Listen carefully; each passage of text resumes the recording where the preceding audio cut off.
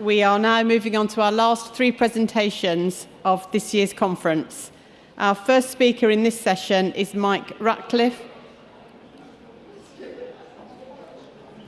who is an engineer turned farmer who farms by the square metre in between Manchester and Liverpool. In his spare time, Michael enjoys developing open source technology to make small food growers' lives a little easier. He also enjoys stargazing, reading and exploring remote and desolate places. His study tour, sponsored by the Richard Laws Foundation, is technology adoption by small and medium-sized agricultural businesses, building on his interest of how we ensure small farmers have technology that is usable and useful. Mike.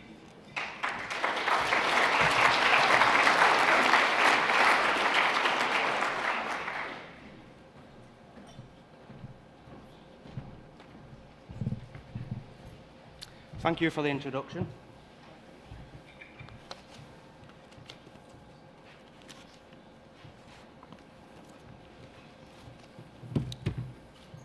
Let's get started. This is me. I was raised on a small farm in the northwest of England that produced a wide variety of animals. We produced turkeys, we produced beef. These were sold directly in the farm butchery. I recall, as a small child, watching my grandfather, who managed the farm side of the business, making and modifying machinery to meet his needs as a small farmer. Because commercial offerings didn't cut it in terms of size or function. Life was difficult.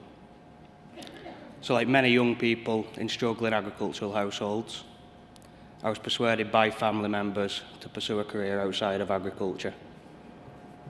I became a mechanical engineer, followed by an electrical engineer, working in the energy industry on system automation. But I always wanted to work in agriculture. So using these engineering skills, I re-entered agriculture, starting a business as a technology provider and consultant for urban agriculture and controlled growing environments. We don't use a lot of soil.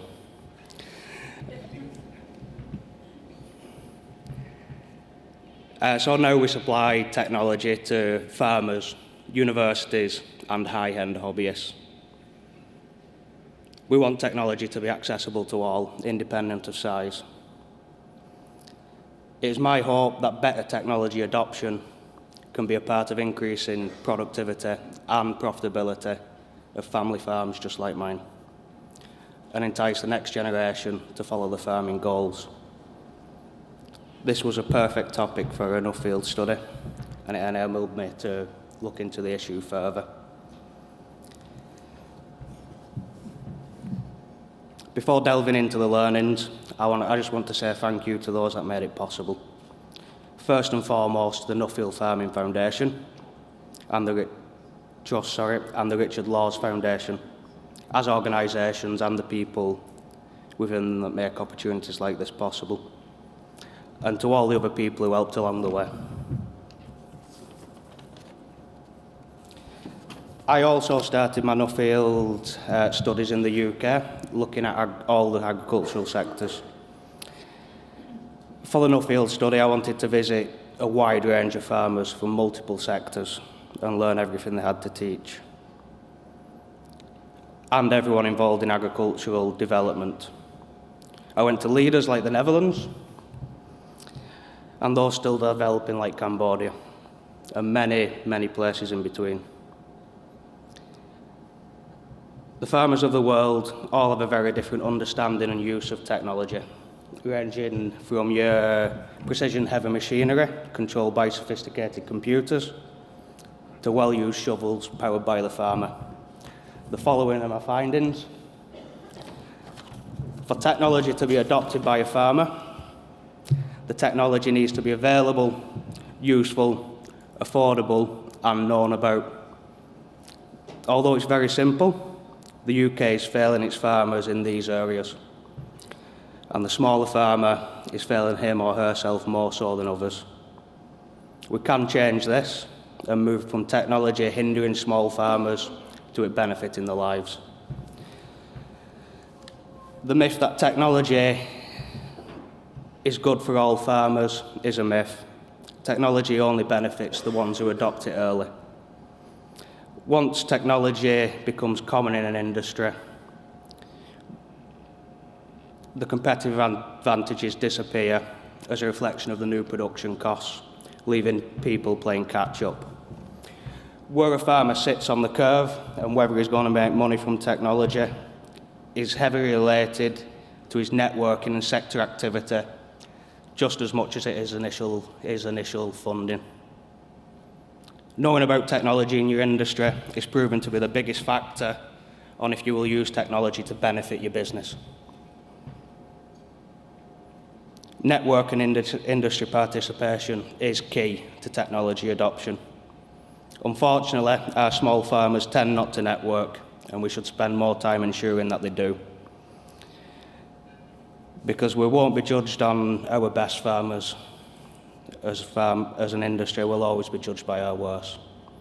We need to ensure that we bring everyone along as we develop. Technology should be used to make your life easier as a farmer. If it isn't increasing the efficiencies of the things you care about or saving you time, you need to ask, is it benefiting your business? Not all technology is useful. Even the really cool and impressive looking stuff might not be useful to your farm. If the word data arises as a benefit of a technology, make sure to ask yourself, is the data useful? And if it is useful, is it presented in a way where I can use it easily? After all, we are farmers, not data analysts. Know what you want and know what's important to you. So on the travel, I met many successful farmers, all operating under drastically different environmental and political conditions. They did, however, share some common traits. They all networked heavily. They all fell under the early adopter and innovator categories, and most importantly, they enjoyed the work that they do. These people are an example of the power of networking with other farmers. That's the basic of technology adoption. Now I want to discuss technology development. There are many promising technologies found in universities around the world. They'll eventually trickle down into agriculture. The one I have the highest hopes for is computational vision, as it will be a cost-effective way for small farmers to reduce the need for expert knowledge on the farm. It's the science of getting a computer and camera to understand the world that it is seeing. As an example, every time my heart beats, it pumps red oxygenated blood around my body. And as my body uses the blood, it goes blue. Unfortunately, the human eye can't see this, but even a $1 camera can.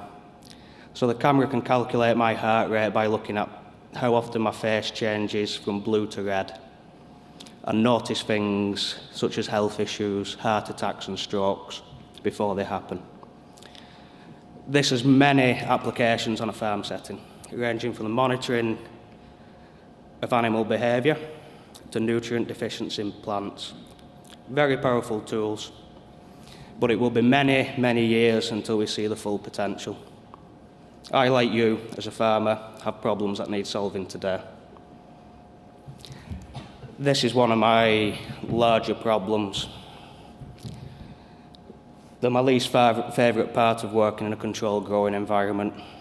One needs to periodically take a magnifying glass, count the number of flies and species, comparing the ratio of beneficial to pests before deciding on a pest management strategy.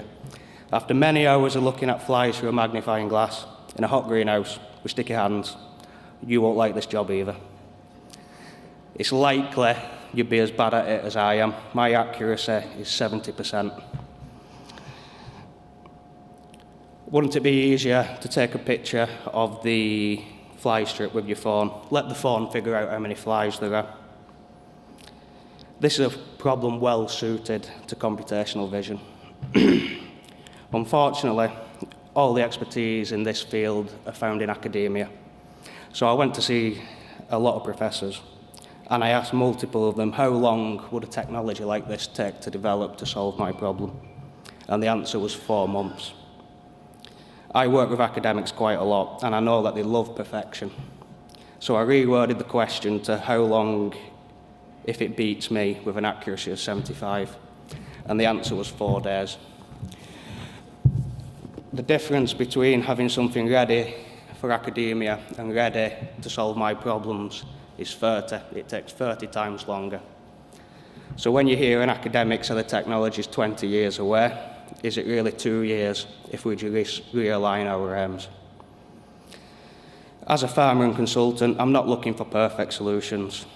I'm looking for practical solutions that are better than what I'm using now. Constant improvement. There is a disconnect between academia and industry. This isn't because academics are dim. They're actually quite intelligent.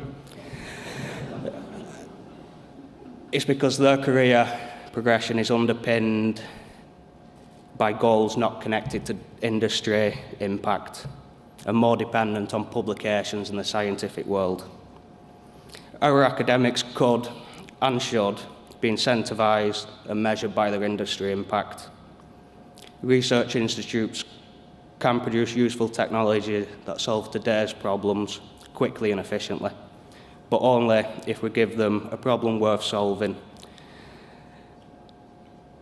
with the aims of solving just that problem.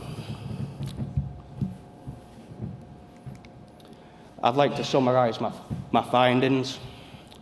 The ability of the technology is aiming to remove the mental demands of farming. Just as you wouldn't try to outlift a tractor, you're unlikely to be able to outthink one of the coming automation. Farmers need to be involved in the development from day one, and to increase adoption, we just need to increase networking. In conclusion, for you as farmers, big or small, technology has and will continue to bring changes in agriculture. Don't be the last to find out about technology in your sector. Get out there and network, especially with farmers. Ensure you know what you want from technology. Look for data that you can act on, not just data for data's sake. And this technology is going to develop quickly, just like your smartphones have. Look for pricing models that are linked to the service provided by the technology and not the technology itself. And most importantly, enjoy what you do. Thank you all.